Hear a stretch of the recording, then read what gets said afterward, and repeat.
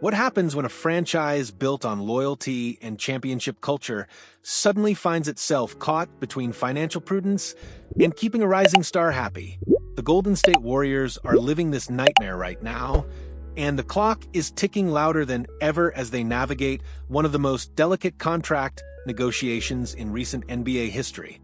Jonathan Kuminga's future hangs in the balance, and with it, potentially the Warriors' ability to compete for another championship in the twilight of their legendary core's career. This isn't just another contract dispute or routine off-season drama. This is a franchise-defining moment that could determine whether the Warriors can maintain their dynasty or watch it crumble under the weight of impossible financial decisions. The stakes couldn't be higher, the emotions couldn't be more raw, and the implications couldn't be more far-reaching for everyone involved. Every Warriors fan should circle October 1st on their calendar, because that's the day Jonathan Kuminga must decide whether to accept the team's $7.9 million qualifying offer for next season. This isn't just a simple yes or no decision, it's a choice that will fundamentally reshape the trajectory of both Kuminga's career and the Warriors' championship aspirations. If Kuminga accepts the qualifying offer, he'll remain in Golden State for one more season before becoming an unrestricted free agent next summer. The catch?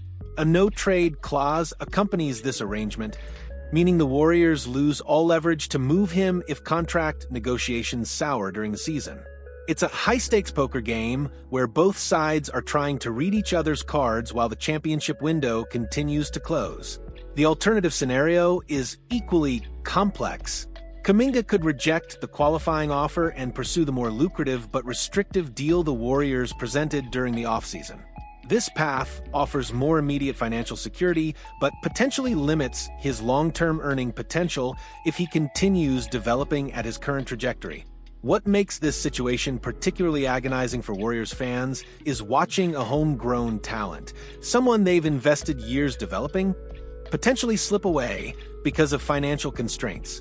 Kuminga represents everything the Warriors have done right in their player development program, transforming from a raw prospect into a legitimate NBA contributor who could blossom into a star.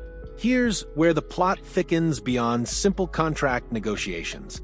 The Sacramento Kings have emerged as serious suitors for Kuminga, and their interest isn't just casual browsing. They see him as a perfect fit alongside De'Aaron Fox, Domantas Sabonis, and their evolving young core. The Kings are desperate to take the next step toward playoff contention, and adding a player of Kuminga's potential could be exactly what they need. From Sacramento's perspective, this trade opportunity represents a chance to acquire a 22-year-old forward with tremendous upside before his value peaks. Kuminga's athleticism, improving shooting, and defensive versatility would complement their existing pieces beautifully. He could provide the two-way impact they've been missing while giving them another dynamic scorer who can create his own shot. The Kings have already shown they're willing to be aggressive in pursuit of talent, making bold moves to improve their roster. Adding Kuminga would signal their commitment to competing now while Fox is in his prime, rather than waiting for organic development that might never materialize. But here's the fascinating wrinkle that makes this potential trade so complicated. The Warriors' lukewarm interest in Malik Monk, Sacramento's most logical trade chip in any Kuminga deal. According to Sam Amick's reporting for The Athletic, the Warriors and Kings have restarted trade discussions centered around Kuminga, but Monk's contract remains the primary obstacle preventing any deal from materializing. This is where the situation becomes truly maddening for both franchises and their fans. On paper, Monk should be exactly what the Warriors need. He's a proven scorer who can provide offensive punch off the bench, someone who could help ease the scoring burden on an aging core. His ability to create shots and stretch the floor would seem to make him an ideal fit in Golden State's system. So, why are the Warriors hesitant? The answer lies in financial flexibility and long-term planning. Monk has a player option for the 2027-28 season worth $21.5 million, and that number doesn't align with the Warriors' desire to maintain salary cap flexibility as they navigate the expensive contracts of their veteran stars. Golden State is already committed to massive payrolls, and adding another significant long-term obligation could handcuff their ability to make future moves. Even more concerning for the Warriors is the uncertainty about whether they could easily redirect Monk elsewhere if the fit doesn't work as expected. As Amick noted, there's no guarantee they could move him quickly if needed, potentially leaving them stuck with an expensive player who doesn't fit their system or timeline. This creates a frustrating paradox. The Warriors need immediate help to maximize their remaining championship opportunities, but they're unwilling to compromise their long-term flexibility to get it. It's the kind of impossible decision that front offices face when trying to balance present success with future sustainability.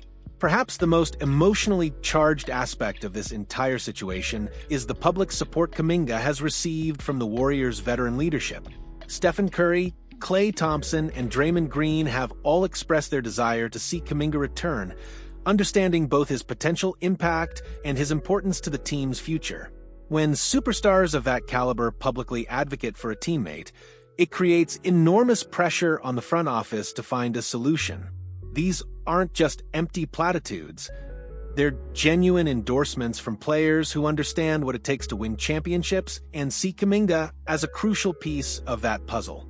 The veteran core's support also reflects their understanding of the team's changing dynamics. They know they can't carry the load forever, and they've witnessed Kuminga's growth firsthand. His development represents their best hope for extending the championship window beyond their own playing careers. But this vocal support also creates additional complexity in contract negotiations. Kuminga knows he has the backing of the team's most important players, which strengthens his negotiating position. The Warriors can't simply lowball him or let him walk without facing questions from their veteran leadership about the organization's commitment to winning. What makes this entire situation so urgent is the inescapable reality of Father Time.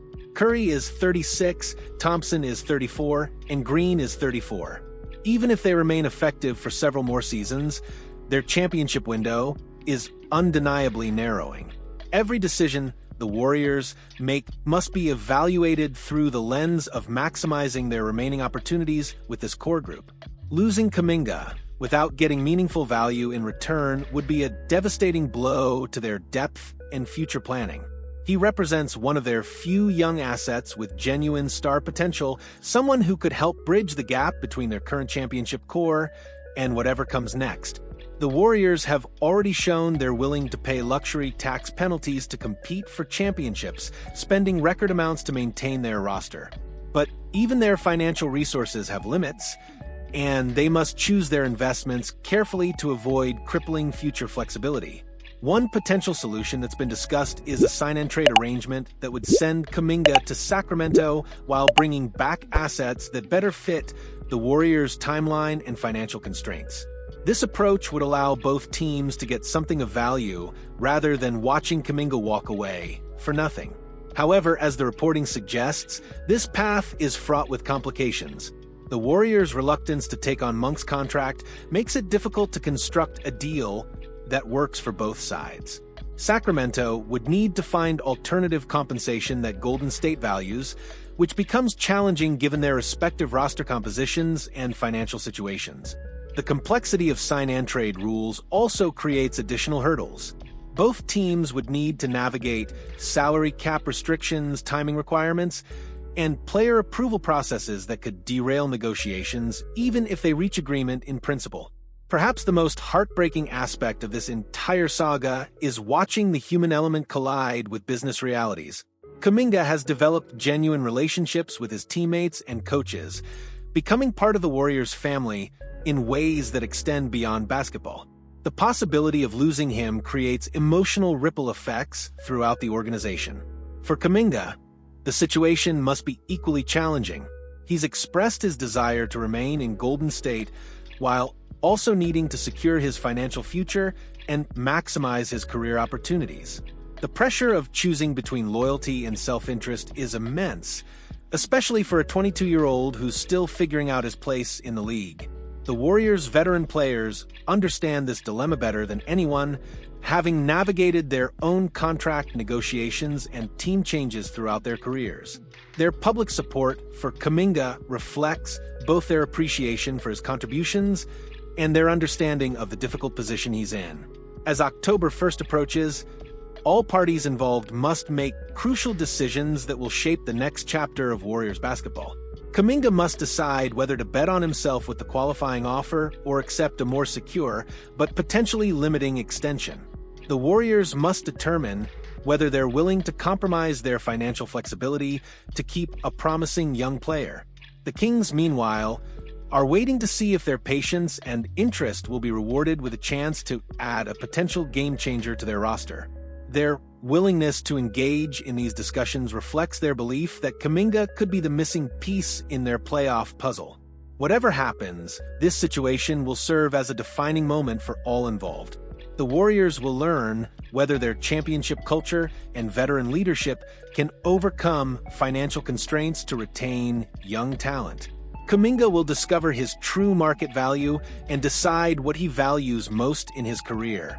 The Kings will find out if their aggressive approach to roster building can land them a cornerstone player. The clock is ticking, emotions are running high, and championship dreams hang in the balance. In just days, we'll know whether the Warriors can find a way to keep their rising star, or if we're witnessing the beginning of the end for one of the NBA's most successful dynasties. What do you think the Warriors should do with Jonathan Kuminga? Should they pay whatever it takes to keep him? Or is it time to cash in on his value while they still can? This is one of those decisions that will be debated for years, so I'd love to hear your take on how this saga should end. Drop your thoughts in the comments, and let's discuss whether loyalty or business sense should win the day.